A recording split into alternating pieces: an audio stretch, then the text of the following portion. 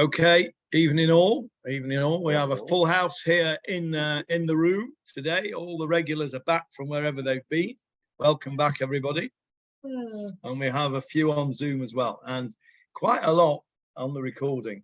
Usually about 60 people. Yeah, amazing. So about 60 people on average listen to the recording. Don't know. I've no idea.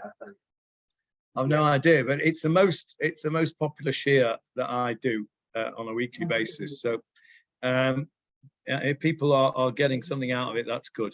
So we got as far as the beginning of Shema, and there's so much to say about Shema, of course, that we could sort of, spend forever on this. But one word. Yeah, I think we did one word, via hafta. I read something here, which really, I don't know, it touched me a bit. A very simple thing. He says the Shema is the Jewish national anthem. Think about that. Not the Israeli national anthem.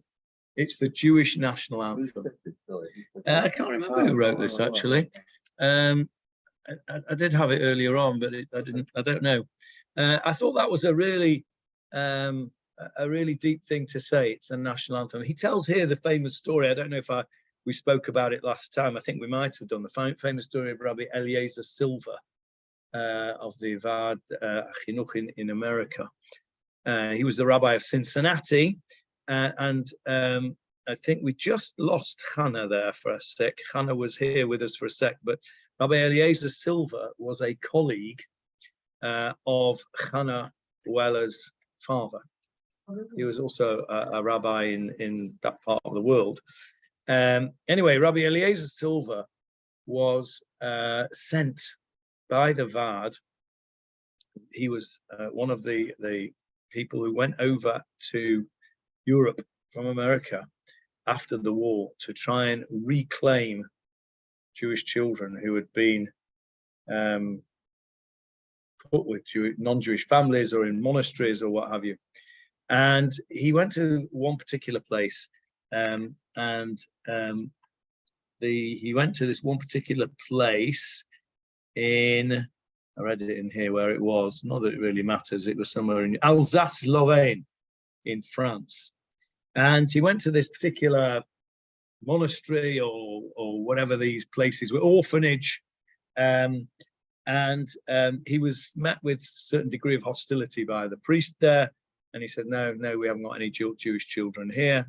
And so Rabbi Silver said, well, what about, these are all Jewish names, Schwartz and Schwimmer and Müller, and these are all Jewish names. And they said, no, these are German children. These are not Jewish children. These are the Müllers are German Müllers. The Schwarzes are German Schwarzes. Rabbi Silver had been told that there were close to 10 Jewish children in this particular orphanage. And so he and his Kanakas asked the priest if they could come back and say a few words to the children at bedtime. And he went back at bedtime and he walked up and down the rows of beds, children, and he said in the tune that everyone was taught in those days, Shema Yisrael Hashem Elokeinu, and certain children said Hashem Echad, and others cried out, Mama, Mama.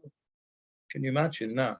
I mean, it gives you goosebumps just to even hear the story again. And I've heard it hundreds of times, and I've said it over hundreds of times. And these children, these were Jewish children. And he rescued, Rabbi Eliezer Silver rescued hundreds of children from these kind of places. And the Shema, and the Shema, this Shema that he said, if you think about this, Shema is the first thing we teach our children. Let's just admit Hannah again. I just want to wait till she's...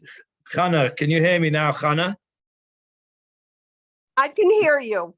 Okay, we lost you for a few minutes then, and while I lost you, I didn't do it deliberately while we lost you, but I told the story of Rabbi Eliezer Silva, who I know was a colleague of your father's, and the story of the Shema Yisrael in the monasteries. So if you think about Shema, it's the first thing we teach our children.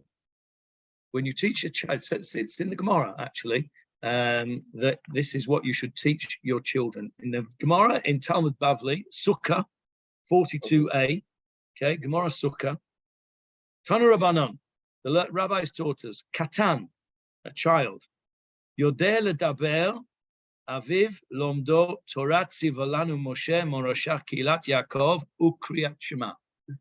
Okay, that's what the Gemara says. The Gemara says that when a child learns to speak, the first thing you should teach him is Torah tziva lanu Moshe morasha kilat Yaakov. The Torah that Moshe commanded us is the heritage of the congregation of Yaakov. Ukriyat Shema, and the Kriyat Shema. So the first thing we're meant to teach our children is that the psukim of Shema. That's number one.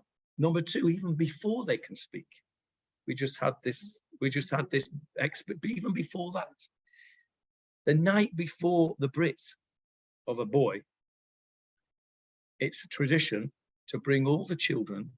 My kids were so experienced at this because being a mile, I used to bring them every time when we went up to a bar mitzvah. All my kids used to go, when I had a brit, would bring them the night before, and they would say Shema over the baby. They would go all around the baby's cot. Have as many kids as you can get, and you give them out sweets afterwards, obviously.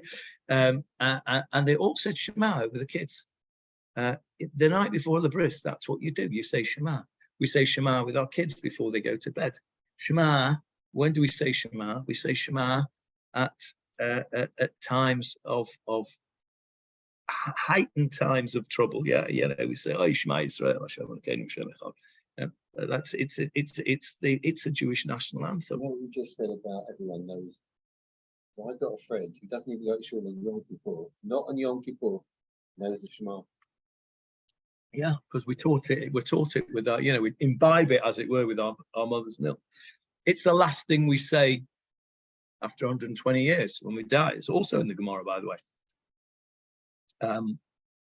It's in the Chochmat Adam writes, Seder Vidui Shchiv Mira, the order of the confession on the deathbed. Vayome, you should say Shema Yisrael, Baruch Shem Kavod Malchut Olam. That should be the last things, the last words on our mouths when we pass away. So we begin our life and we end our life with this Shema Yisrael. It is the fundamental statement of our belief. And we say it twice a day. It's according to the Rambam, it's a mitzvah d'oraita.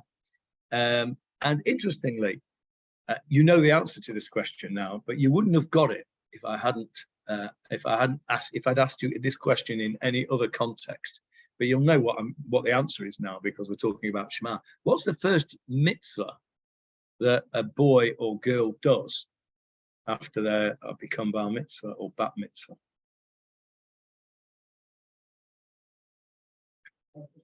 Shema Yisrael. Because when do they become bar mitzvah and bat mitzvah? At the beginning of the day, which is at the night. Vayihi erev vayihi boker. So what's the first thing you do after night 4? You daven Mariv. And the first mitzvah d'oraita of davening Mariv is the saying of the Shema.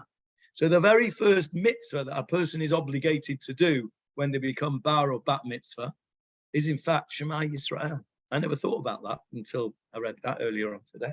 It's so fundamental. So to say that it's the Jewish national anthem, I think is not an exaggeration, and I think it really puts it into context. So that was an interesting thing. Okay, so we say Shema in the morning and the evening. How do we know that? Where do we learn that from? There are 2 sources, Beit Hillel and Beit Shammai. We went through this a little bit, I think, a couple of weeks ago. So it says, Uvashoch b'chal v'kumecha. We spoke about this a couple of weeks ago. Beit Shammai learn from that you say Shema at night lying down, and that you say Shema in the morning standing up. Okay, Beit Hillel learned from that you have to say Shema in the evening when people lie down and in the morning when people get up. So where did Beit Shammai learn the halacha from? Spoke about this as well. This was David Coleman's question, and the answer is in the Haggadah. Ben Zoma teaches us Kol Yemei Chayecha. You have to speak about these things all the days of your life. Yemei Chayecha Hayamim. The fact that it says Kol Yemei Chayecha includes the nights. So we say it's morning and night. Now, day and night are day and night, aren't they? They're opposites. What does night signify? Night signifies darkness, trouble, sorrow, difficult times, nighttime. The daytime, the sun shines, the sun rises, it's a new dawn. These are more positive times. Shema is said in both. It's quite, we said before, I think Barbara just said, we say Shema at times of trouble. That's the nighttime Shema. We say Shema at a Brit. Funnily enough, we don't say Shema at a Brit in Chutz La'aretz. So Minhag Yisrael, Minhag Eretz Yisrael is the father says Shema Yisrael, holding the baby immediately before the Brit. We do not do that in Chutz La'aretz. I don't know why that is a minhag here and not a minhag in Chutz La'aretz, but that is the way it is. By the way, just as an aside, there's another thing that they do here at Brit, which we don't do in Chutz La'aretz, and that is a Shechianu. The father of the baby, Shechianu at a Brit, but not in Chutz La'aretz. I do not understand why we don't do it in Chutz La'aretz, because it's a mitzvah. In the same way as you say a Shechianu when you bring in you light your candles for Yom Tov, you make a Shechianu. When you do a mitzvah for the first time, we do the read the Megillah, we say a Shechianu. Seasonal repeat, so it's a new season. Well, if you go one-off, even more so. No, it's a one-off. It's not the same. Shechianu v'kimanu v'gianu lazman hazeh, who has blessed you, Hashem, who has brought us to this moment. Yeah. I think the answer is that there is a little bit of pain involved for the baby, and that sort of detracts from the simcha, and therefore we don't say Shechianu. Don't think so. No. I've never. It may be, but even Nusach Ashkenaz here in Eretz Yisrael, they say Shechianu. In Chutz La'aretz, they don't. I don't know what the Sfaradim do in Chutz La'aretz, because I don't recall doing any Sephardi Britot in England. And if I do, I don't remember whether they did or not. Yes, so, Frank. Going back to stage, we say Shema on deathbed. We say Shema at night. And effectively at night, we believe that the soul is actually being taken away. Is it good? Yeah. It's in the morning, then we send the bracha. Yeah. Say thanks for Yeah. I think that fits. Let me just say for the recording what Frank just said. Frank just said that we say Shema on the deathbed, and at night time we are in effect dying and being reborn in the next morning. That's why we say Moda'ani Shech Chazarta Bi Nishmati, who has returned to me my soul. Now, I don't know that that's Shema of Ma'ariv, Frank. It's Shema ala mitah, of course, because there's another Shema, which we say, which is the Shema at bedtime, which should again be the last thing you say before you go to sleep. And I'm sure you're right on that point. We should go to sleep, as it were, entrusting our soul to Hashem. B'yadcha afkid ruchi. We put our spirit into your hand. That's what it means. B'yadcha afkid ruchi. We say that's part of the Shema. At bedtime, we are entrusting our spirit, our soul to Hashem, and at that time we say Shema, as if we were on our deathbed. I'm sure that's right. Shema al hamitah, Shema at night on the bed, is a mitzvah dirabanan and not a deoraita. Different level here of Shachrit and Mariv, but I'm sure you're right. I'm sure there's definitely a connection there. So. We have this multi-purpose Shema Yisrael, this Jewish national anthem, this declaration of faith at all times, in the morning, in the evening, on our deathbed, the first thing we teach our children before a Brit Milah. And of course, where do we find Shema? In our tefillin. Right? The parasha of Shema, amongst other things, is in the tefillin. And of course, within the parasha of Shema is tefillin. So it's tefillin has got Shema in it, and Shema has got tefillin in it. So what do the tefillin represent? It represents the physical aspect of the words of Shema. If you like, the tefillin is the physical embodiment of speaking the mitzvah. So let's just look at the words. Ve'ahavta et Adonai Elohecha v'chol levavecha v'chol nafshecha v'chol me'odecha. Okay, those are words that are very, very familiar to us. What do they mean? Ve'ahavta, and you shall love. We spoke last time about why it's in the first person, it's in the singular, I mean, as opposed to the plural in the second paragraph. Ve'ahavta, and you shall love Hashem, after Hashem, with all your heart, v'chol nafshecha, with all your nefesh. We'll talk about what that means in a minute. V'chol me'odecha. Me'odecha. What's the root of that word? Me'od, which means much, lots. Yeah. All you have. That's a good translation, Jeff. Me'odecha, with all you have. I was always taught the translation with all your might. Okay. It's a funny thing because the translations, Paul's smiling here because he's also found these translations from when he was a kid that, I was thinking today as I was doing my run, next week I'm going to be in Manchester and I'm going to be giving the drosha in Steencourt Shul. So I'm thinking about what I might be going to say.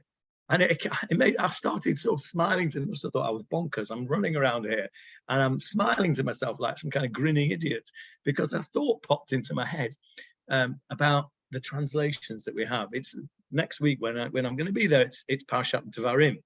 So we're beginning the Sefer Dvarim.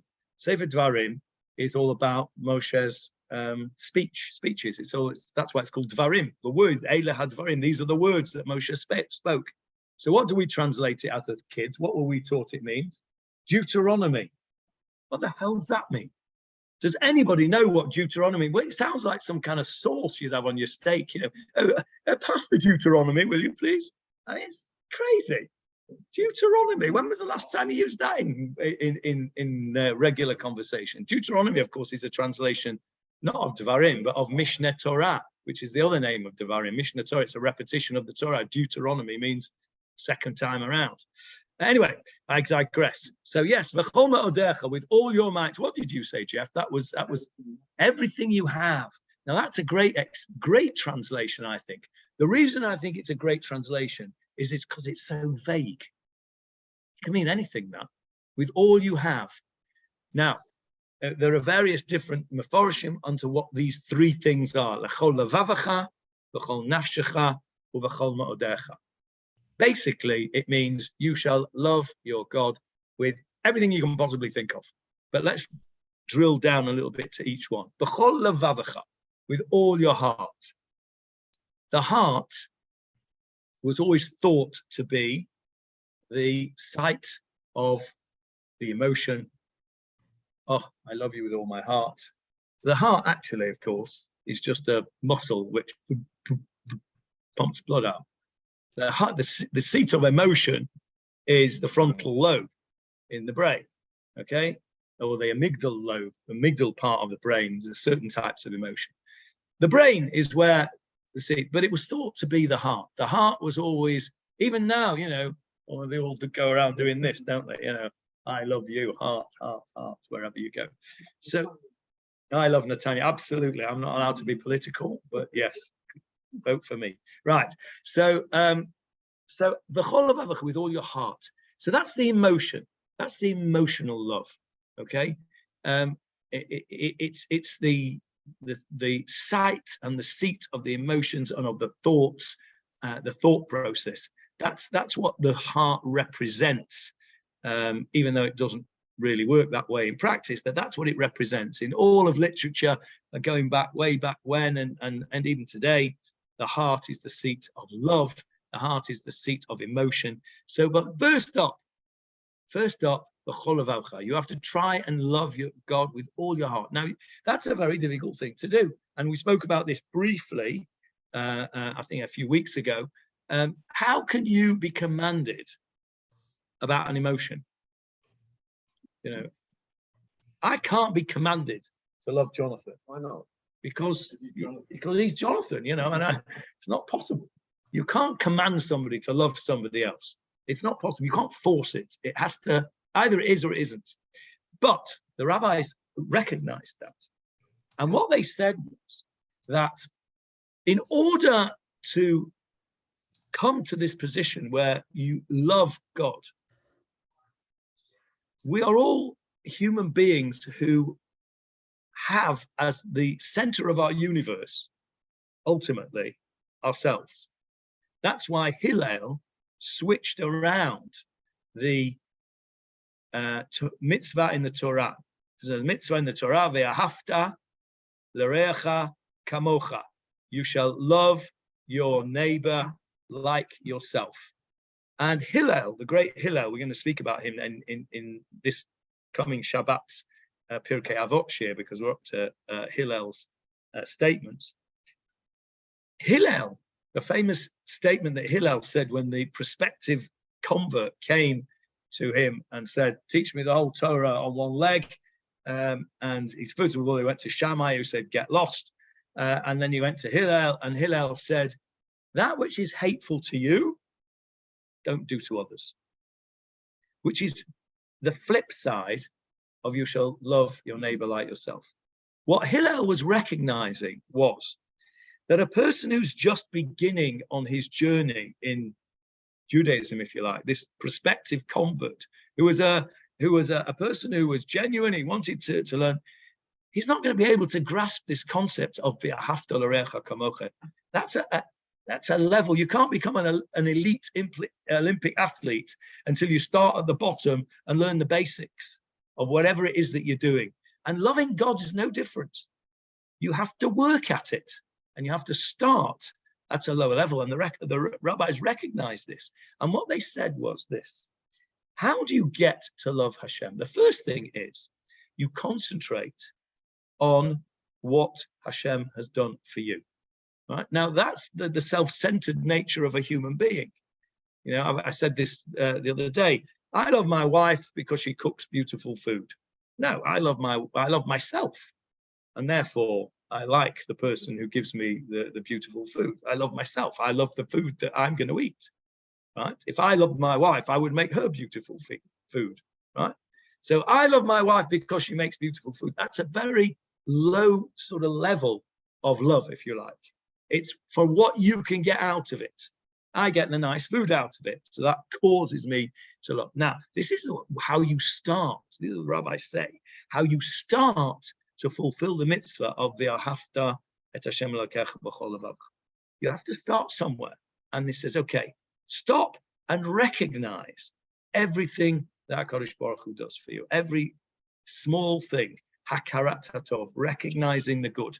Now, when we came in, or what everybody listening to this, and even the Zoomers probably couldn't hear it either, but when we came in, before we started the recording, and people were just chit-chatting around while we were getting things ready, they were saying one to another around this table, what an absolute bracha it is to be in this country, and how wonderful it is, and despite all the difficulties, that is the start of what we're talking about.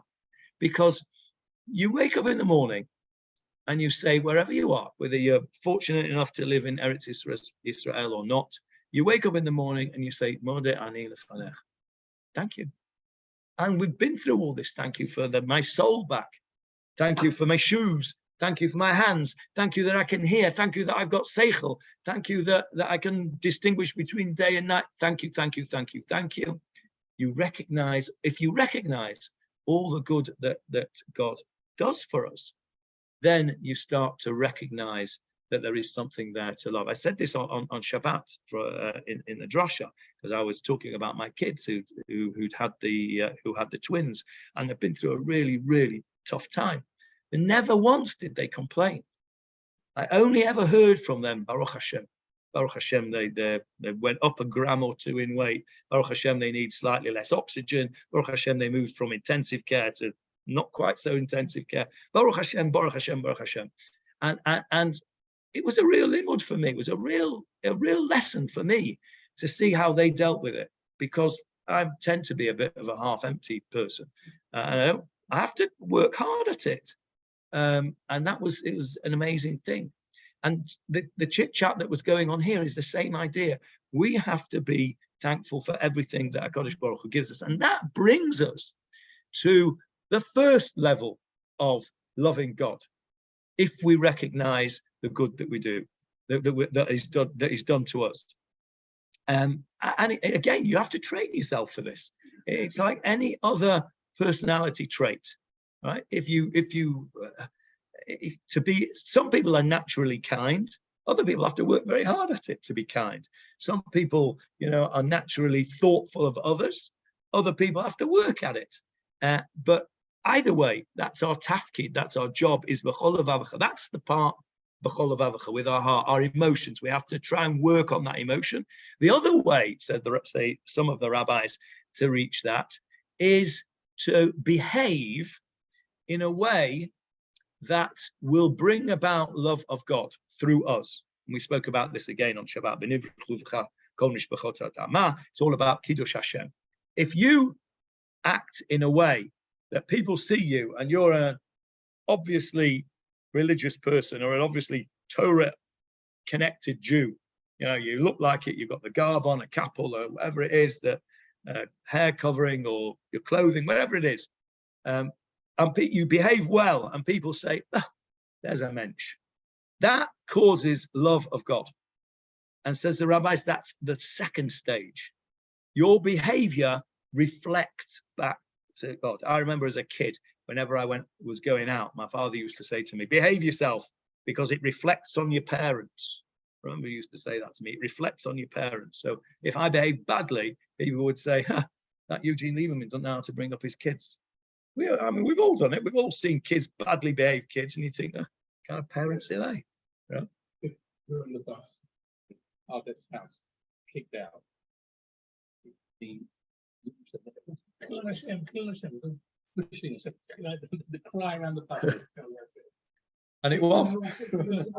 And it was. Absolutely. So this is b'chol levavecha. Okay, so that's the emotional part, the heart. Now, v'chol nafshecha, with all your soul. What does that mean? What's the nefesh? What is the nefesh? Hard one, isn't it? Hadam hi nefesh. The blood is the nefesh. It's the absolute core of your being.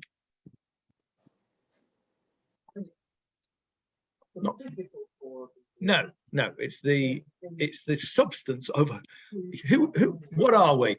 What are we? Are we a group of amino acids all built up together? Yes, we are, but we're more than that, aren't we? This is what the HaKadosh Baruch Hu breathed into us at the time of the creation of Adam Arishon, whatever that means. The HaKadosh Baruch Hu breathed into us this nefesh, this soul. So that soul is what distinguishes us as human beings from animals. Do animals have a soul? I don't know. Well, as I understand soul, animals don't have a soul, because animals are reflexive. Hannah wants to say something. Hang on a sec, Hannah. I'll just finish this sentence and I'll come to you. Animals are reflexive beings. In other words, they do everything by reflex. You put some food down, they'll eat it. You attack them, they'll attack you back, or they'll fight or flight and those things. The difference between a human being and an animal is that nefesh, that soul that HaKadosh Baruch Hu blew into us. And that is the little bit of HaKadosh Baruch Hu. We are B'Tselem Elokim. Doesn't mean that we are in the image, the physical image of God. It doesn't mean that God is sat up there with 2 eyes and a nose and a mouth and 2 ears, etc.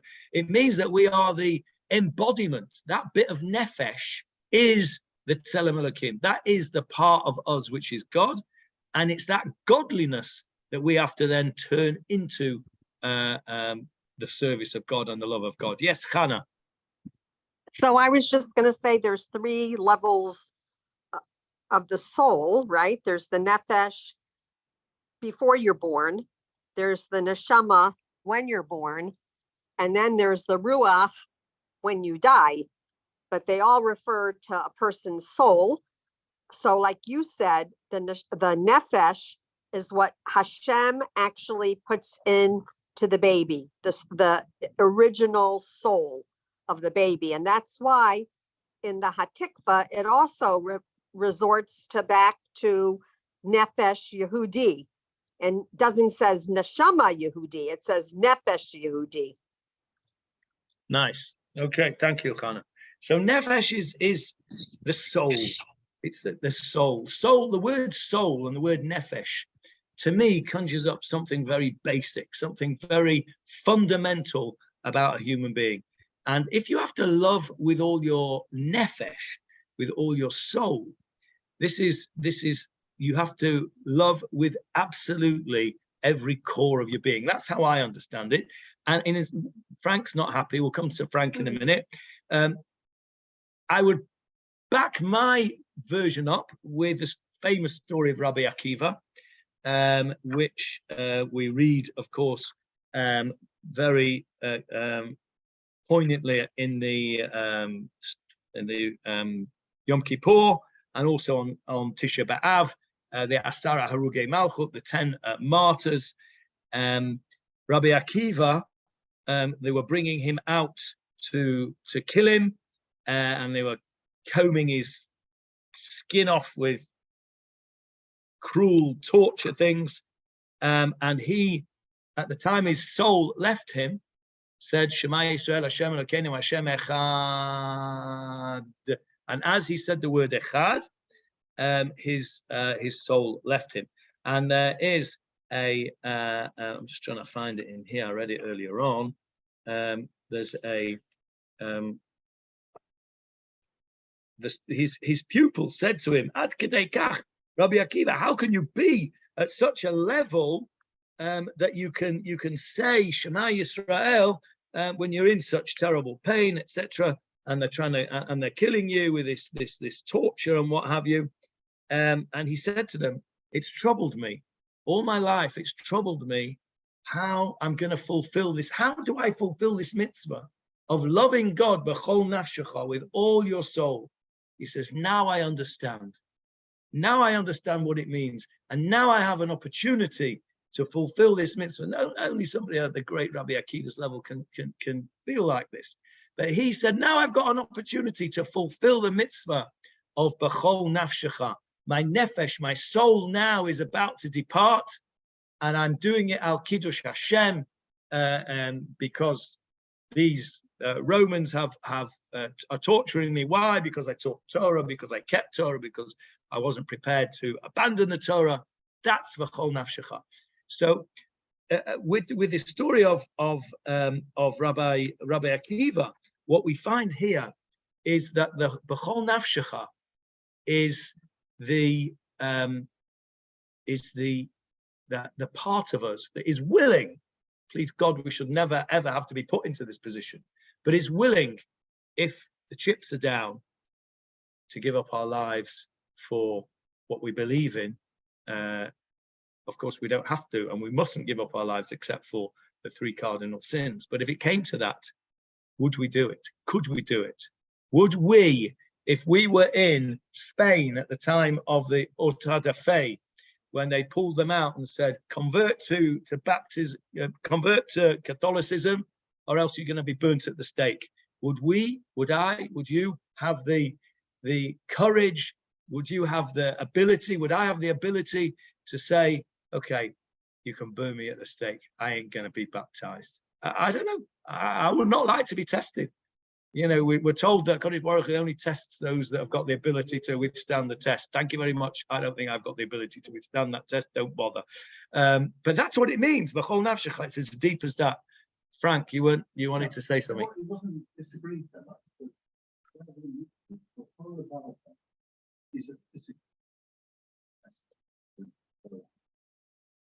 We talk about with your heart, and it's almost an outward emotion that we can see when we talk about the heart. Whereas the nafshata is very much that's internal, that's intangible, you can't see, you can't touch it, and it's something that's created and grows from within. Devastating how it got there in the first place. But I think that's to me. Okay, let me just repeat that. Frank says that levavacha, with your heart, is more external, and nafshecha is something very deeply internal. I partially agree with that, Frank. I think nefesh is deeper than leiv. I think leiv is internal as well because it's the emotion, and we're going to come to ma'odecha, which I think is the external. But I think you're right. Nefesh it's something utterly fundamental. I read a story today about a fellow Ukrainian guy who at the time of the war, he had converted to Judaism. I mean, in Second World War. He had converted to Judaism. I mean, can you imagine what lunatic converted to Judaism at the time of the Second World War? But at any time, you're right. You're right. In fact, the halachot of Geirut, the first thing you're meant to say to somebody who comes to convert is saying, "Are you mad? Are you crazy? Everybody hates us. Why do you want to be a Jew?" Anyway, you can imagine what this guy. Anyway, he becomes Jewish, and he has. I don't know if he has family. Anyway, he's with his community in Ukraine, Poland, or wherever it was. The Nazis come. Actually, the Ukrainians came. That's right. He wasn't. He was Ukrainian, but he was in Poland. The Ukrainians came, and they rounded up all the Jews, and they were sending them off to the forest to be shot or whatever it was. And they said to this fellow, "You come out of here. You're not a Jew. You come out. You come with us. You don't have to. You have to go with them." And he says, "Yes, I'm a Jew." He says, "I'm a Jew. I'm a Jew when times are good, I'm a Jew when the times are bad. You are not going to stop me from going with my people." And this fellow went with his people, and whatever became of him, probably got shot as well. But that is b'chol nafshecha. That man, he merited to fulfill that mitzvah of b'chol nafshecha. That's a Rabbi Akiva. It's a funny story in a way, because Rabbi Akiva also, although he wasn't a convert, he knew nothing until he was age 40. But this fellow was a convert, and he could easily have escaped. They wanted to not take him, and he said, "No, I'm going with them. Those are my people. Amech ami, as Ruth said, your people are my people." And he went with them. He fulfilled that mitzvah of b'chol nafshecha. That's something very, very special. Again, I'm not sure I would pass that test. And then we come to b'chol ma'odecha, with all your might, as we were taught as kids. Okay, so where have you heard that from, Goldie? Where have you heard that from? From school, probably. Yeah, you're right. The Mefarshim say that the b'chol ma'odecha means that you have to give your financial wherewithal to love Hashem. You never heard that before? No, that's quite a well-known. I don't like it. I must tell you, I don't like it. I like what Jeff said. B'chol ma'odecha, what ma'od, it's very interesting. What are the letters of ma'od? Mem, aleph, dalet. Okay, what other word comes with those letters? Not necessarily in that order. Adam. Okay, it's the same letters as Adam. Where did Adam come from? From the earth. Okay, so b'chol ma'odecha has the connotation of everything that you have, your earthly goods. Adam was taken from the earth, and HaKadosh Baruch Hu breathed that nefesh into the Adam. We've spoken about the nefesh, and as Frank said, the nefesh is the depths of the inside. The ma'od is the Adam bit of the person. It's the physical bit of the person. So you have to give your all physically, and I think that's where the money side of things come from. It's a materialistic thing with all your materialism. I think that's what Rabbi Akiva said. Said when he was being killed. So that's now is giving all his self, his physical self. He was giving up through that. Well, he was giving both, wasn't he? His nefesh and his physical self. Yeah, I mean, he was fulfilling that whole mitzvah. I mean, we should never be tested with such a thing. But, huh? No, we shouldn't have to be. No. Well, this is what Rabbi Akiva said. He said, I didn't understand what it meant. What this means is, ad kedei kach, even up to there. Sure, we don't want to be in that position. But what we've got to do is to try and nurture our Judaism, nurture our feelings of love for HaKadosh Baruch Hu, whatever that means. For me, it means trying to be as good a Jew as I possibly can. That doesn't necessarily mean using a kos revi on Shabbos. It means being a good person and doing whatever I can possibly do to make this world a better place. And if I may try and I succeed in making this world a better place for just a tiny little bit, and somebody says, there goes a Jew, then I believe that I've fulfilled that part of. For me, that's me. I have to.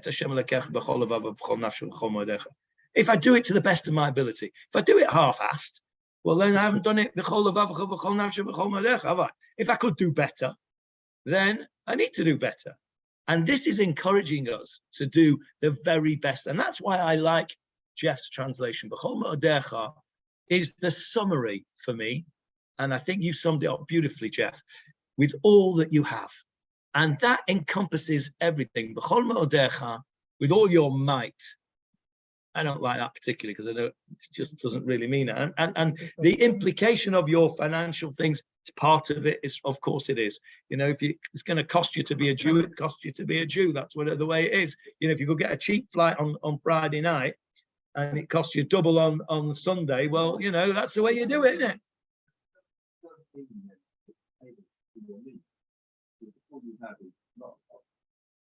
Yeah, but to you, it probably is a lot. But if you no, I'm saying, but you're tailoring what you have. So, if you're poor Jew, you can be an excellent Jew. If you're a wealthy Jew, you can similarly be. Correct. Yeah. Correct. It's not about quantity here. Yeah, it's about what's inside. It's about how you use what you've got. Right? Somebody who's a poor person who gives 10 shekels to somebody in tzedakah, and he can barely afford that 10 shekels, is going to get far more reward, as it were, and get far more out of it himself than a rich person who gives 10 shekels, who will go and spend 1,000 shekels on a meal out. That's the what? Might. The widows? Might. No. New Testament. Oh, no, we're not going there. Paul, just to tell everybody here, Paul is quoting the New Testament. We're not going there. Okay, got enough trouble with the old one. Thank you very much. So, looking at these three phrases, look at the sequence here as well. Are they gradually building up not the doubt when it comes to the finance, or are we saying the whole part is the principle and then so let me say for the recording. Frank says, which way is these three phrases going? Are they saying Levavcha is the top and it's all going down from there? Or is Ma'odecha the top and we're going up? And I think it's neither. I think it's a pie. I think it's a pyramid. I think Levavcha builds up to Nafshecha. I think Nafshecha has to be the C, has to be the peak for me. And then Ma'odecha's the other side of the thing. Although you jump in your head, when you look at the next paragraph, we don't have to look down. No, we don't. So and we need to explain that when we get there. Yeah. But to me, the that's why I like Jeff's translation, because I think Ma'odecha, with all that you have, encompasses everything. So it's almost like you're saying you have to love God with your heart, with your soul, with absolutely everything. With absolutely everything. It reminds me of a conversation I had on a WhatsApp group for Moelim when I was when I was arguing about not doing mitzitza b'peh. Okay, and What's that? What's that? mitzitza b'peh is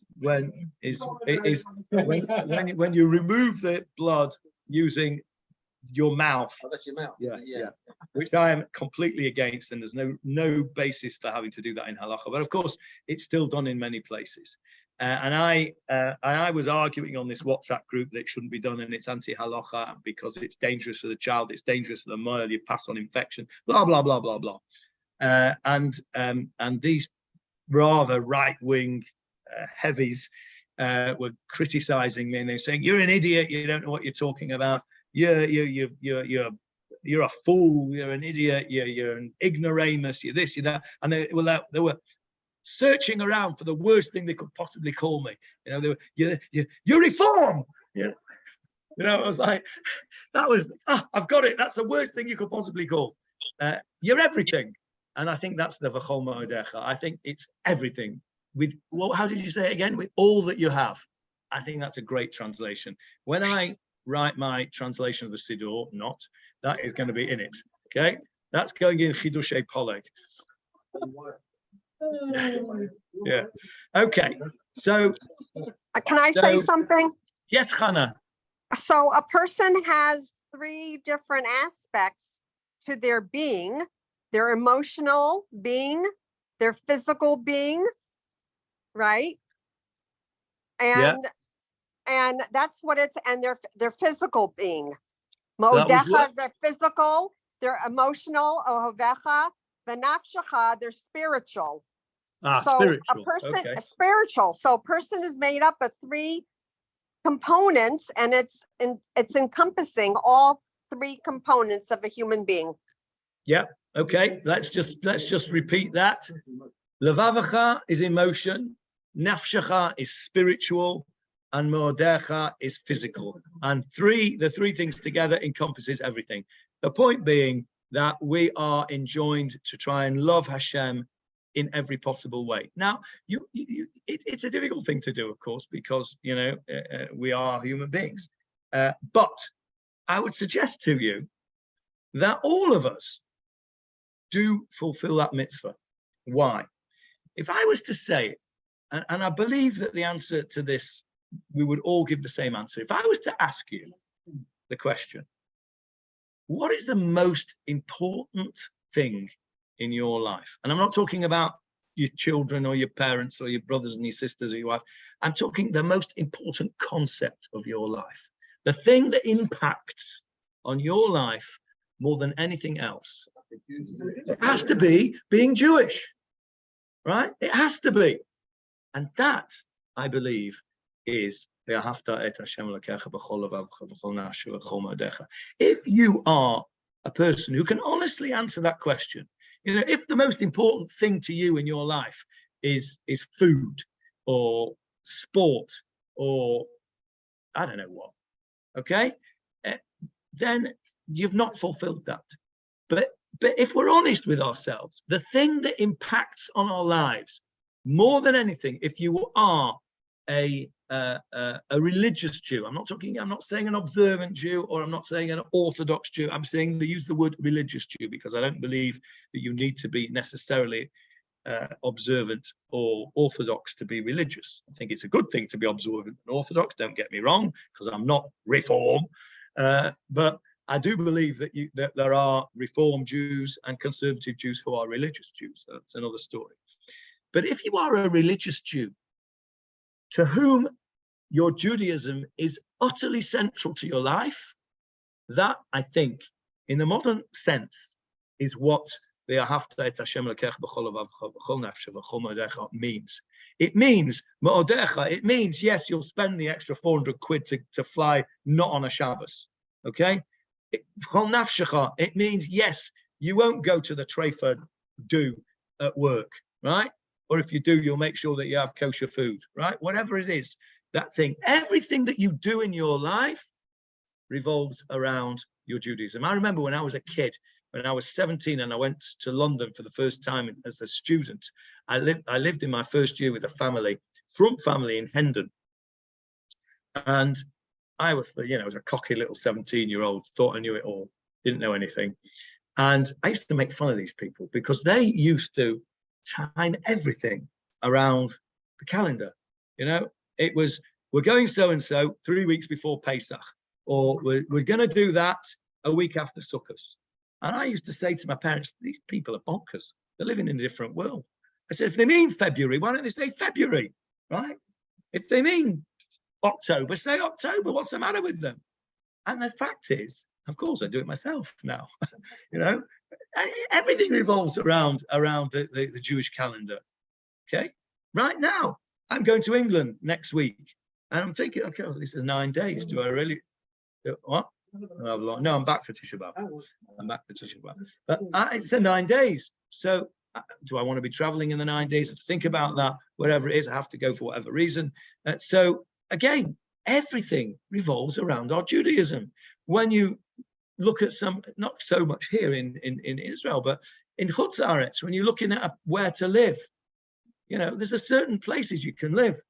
You're limited, aren't you? I mean, think about England, right? Where you're only Goldie here, the only American. It's like your Hakodesh outside of. Right. So, but you couldn't go to, Yoxville, Tennessee, right? I meant here, moved to Manchester, New Hampshire. He was texting me while I was in. Are there any Jews there? No Jews. Right. So what are you doing there? Okay. So again, if you think about the England experience, you can either live in London, Manchester, Gateshead, Leeds, or Liverpool. That's it. Nobody's going to start thinking, oh, I'm going to go and live in ye olde worldy village in Surrey. They lived everywhere. They did, but they don't now. And why don't they now? Because it didn't work. Because ultimately, those communities died down. Why did they die down? Because there wasn't the infrastructure. We, as religious Jews, think about where we're going to live based on. Okay, all right, okay. For whatever reason, it fell apart. So one sec, Jonathan. So in today's world means thinking about where you live. When we decided where we were going to live in Chutz Haaretz, it might not have even been a conscious thought, but there was no way we were going to live where there was no kosher shop, no shul, no school for our kids. It just was not. It's not a non-starter, because Judaism is the most important thing in our lives. Like it or not, that is a fact for a religious Jew. That is the Ahavta et Adonai Elech b'chol levavcha v'chol nafshecha u'v'chol ma'adecha. I'm not suggesting to you that we sit on our laurels and say, oh, well, we've filled the mitzvah to the best possible way we have. But to me, in a modern context, we are doing that and that is what it means, because the whole idea of Shema Yisrael is to accept what is called Ol Malchut Shamayim, Ol, the yoke of the kingship of heaven. Now, the word yoke, Y-O-K-E, not with an L, the word yoke has got a bad press in the English language because it means it has connotation of a burden. It has connotation of pressurizing, of, you put a yoke on an animal to make it do what you want it to do. But there's another expression in English which you may or may not think is a burden as well, and that's the yoke of marriage. You ever heard of that? No. It's another expression. Marriage is no yoke. Paul says it's no yoke. Okay, so the yoke of marriage, and it doesn't mean the burden of marriage. What it means is that relationship where you are bound together. It's the bond. And so this yoke of Ol Malchut Shamayim doesn't mean that it's a burden. The old expression, it's a schwer zu sein a Yid. It's so hard to be a Jew. It shouldn't be hard. It's beautiful to be a Jew. Sometimes it can be a bit tricky, but the overall feeling is that it's great to be a Jew. It's wonderful to be a Jew. It was hard, but it was still wonderful to be a Jew. You wouldn't have given it up. And if you wouldn't have given that up, well, you'd have given up the beating, but you wouldn't have baptized yourself to stop you saying beating. And that's v'chol nafshecha. That's what they did in France, in Spain. That's what they did in Portugal, right? And some people did, and they became the anusim. They became, the secret Jews, and who can blame them for going through that? So this idea of the Ol Malchut Shamayim, the yoke of heaven, we should not think of it as a yoke as in burden. It's that yoke as in binding us together. When you put a yoke on the bull, or the cow, or whatever it is that's what do you call it? Plowing, that's the word, plowing, right? You're binding the animal to the plow, okay? And that's the yoke. Ol Malchut Shamayim. When we accept the Ol Malchut Shamayim, we are accepting that binding of us to HaKadosh Baruch Hu as Am Segula, as his chosen people, to be Mamlechet Kohanim V'Goy Kadosh, to be a kingdom of priests and a holy nation. And in return, it's all about Brit. It's all about covenant. A covenant is an agreement which cannot be broken. A covenant between us and HaKadosh Baruch Hu. That's what V'chol nafshecha v'chol modecha v'chol levavcha v'chol nafshecha v'chol modecha means. And that's what Ol Malchut Shamayim means. We're bound together like a yoke, not in a negative, burdensome way, but in a way which is a positive thing. Because when you have that yoke on with the cow who's plowing and they go forward, at the end of the day, you've got the plow behind you doing the work, and then you can sow. And what do you sow? You sow the seeds, and then you have growth. It's part of the growth process. So, and when a convert comes to be converted, he only needs, if it's a woman, she needs 2 things. And if it's a man, he needs 3 things. That's all. You don't have to know that you have to use a kos revi on Shabbos, right? You don't have to know that. You don't have to know the ins and outs of Hilchas, whatever, right? What you do need to do, if you're a ger, if you're a woman, you need Tefilah. If you're a man, you need Tefilah, it's going in the mikvah, and Mila.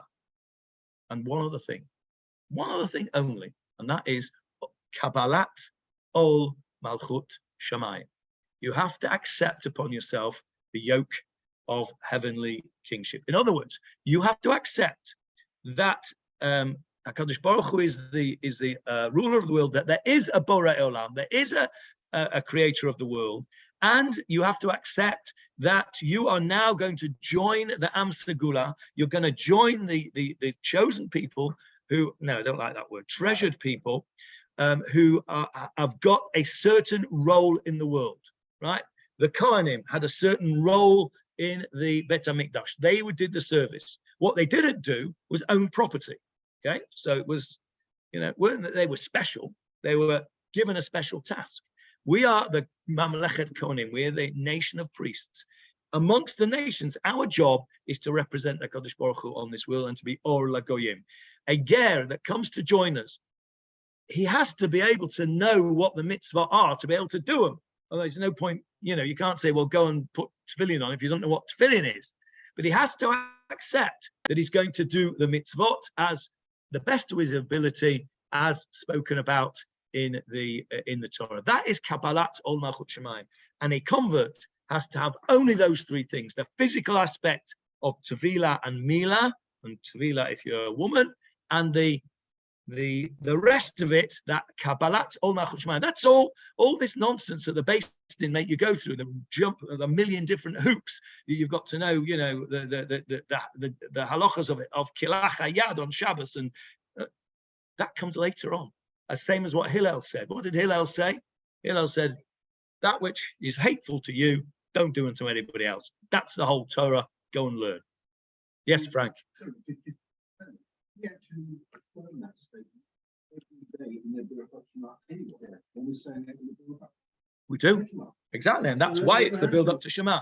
Frank said that we say that every day when we say it in the Birchot Shema, which we spoke about a few weeks ago, the blessings which lead up to Shema, we actually use those words, Kabbalat Ol Malchut Shamayim, because that's what we're doing. So Shema, to sum up what we said today, I know we've only done a few words, but I think they're very important words. We've said Shema is the Jewish national anthem. It's the thing we teach our children first. It's the thing that we say before they have their Brit Milah. It's the thing that saved their lives when they were in those monasteries. It's the last thing we say at night when we hand our soul back to God, and it's the last thing we say when we hand our soul back to God permanently at the end of our lives here on this earth. Shema Yisrael. It's the fundamental belief. And the next bit, is how we are to put that into effect. It's all very well saying Shema Yisrael Hashem Elokeinu Hashem Echad, but now what? You've got to show how you do it, how you're going to do it. and that is Ve'ahavta Hashem Elokecha b'chol levav b'chol nafshecha b'chol modecha. We're going to leave it with Mo'odecha, meaning you've got to try and love God with all that you have. And my own chidush is that we do that by making the Judaism the central part of our lives, which we do automatically. It just is. And that's the end of the story. If you're an Orthodox, no, I said that word again. If you're a religious Jew, then it just is. Judaism is the most important thing in your life. And that is a demonstration of the Ahavta et Hashem Elokecha v'chol levavcha v'chol nafshecha v'chol modecha, which in itself is the embodiment of the words Shema Yisrael Hashem Elokeinu Hashem Echad, the Jewish national anthem. Any questions on Zoom? Any questions in the room, Frank? We've taken the Hebrew and we're translating it into trying to make sense of it. And lots of the Hebrew words in there have dual, more than two meanings. Question: is there another meaning of the word arche? Where we're actually translating Va'ahavta in the very beginning, you shall love. Is there another meaning of that may actually? Okay, so Frank is saying that we, by dint of the fact that Hebrew is not our first language, are translating the words into our own first language, which is English, and we're translating the word Ve'ahavta, love. Frank is saying, is there another connotation to the word Ve'ahavta? And the rabbis actually talk about this because the root of the word ahava, love, is hav, hey, vet, which means to give. So the idea of ve'ahavta, the idea of love, is this kind of love that we're talking about here, which is giving, is the opposite of what I said about my wife makes me nice food, so I love my wife. No, that's I love me. I make nice food for my wife because I love her, okay? And because I want to give. And the way to love somebody is to give, not to take, but to give. So there is that concept there. And that's why I said right at the beginning that the lowest level where we have to start is to think what HaKadosh Baruch Hu has done for us. And then it becomes the John Kennedy speech. Think not what your country can say, what your country can do for you, but what you can do for your country. Yeah. So think not what God has done for you, but what are you going to do for God?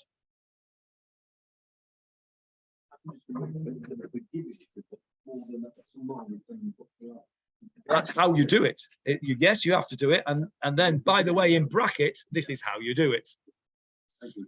All right. Johnny, can I ask you, did we have to be commanded to love God and to like this? Could we not have loved God without being commanded by God? Good question. It's a good question. And then we started with that right at the beginning, didn't we? How do you command a person to love? Should we even be commanded? I think the answer must be that the answer must be that, yes, we do need to be commanded, otherwise we wouldn't do it. I think that's human nature. And the fact that we are commanded to do it, if you like, concentrates our minds. It's a fair point, though. And it's the same point that we started with, which is how do you command somebody to do an emotion? So yeah, I think that's a fair question, Johnny. Yeah. All right, we shall call it a day. Please God, next week I shall be in England.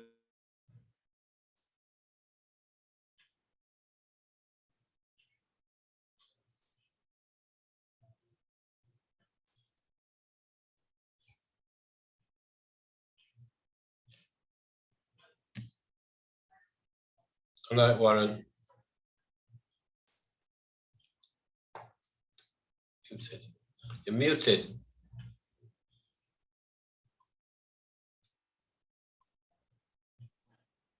I said, see you during the week. Have a good week. Yeah, and you.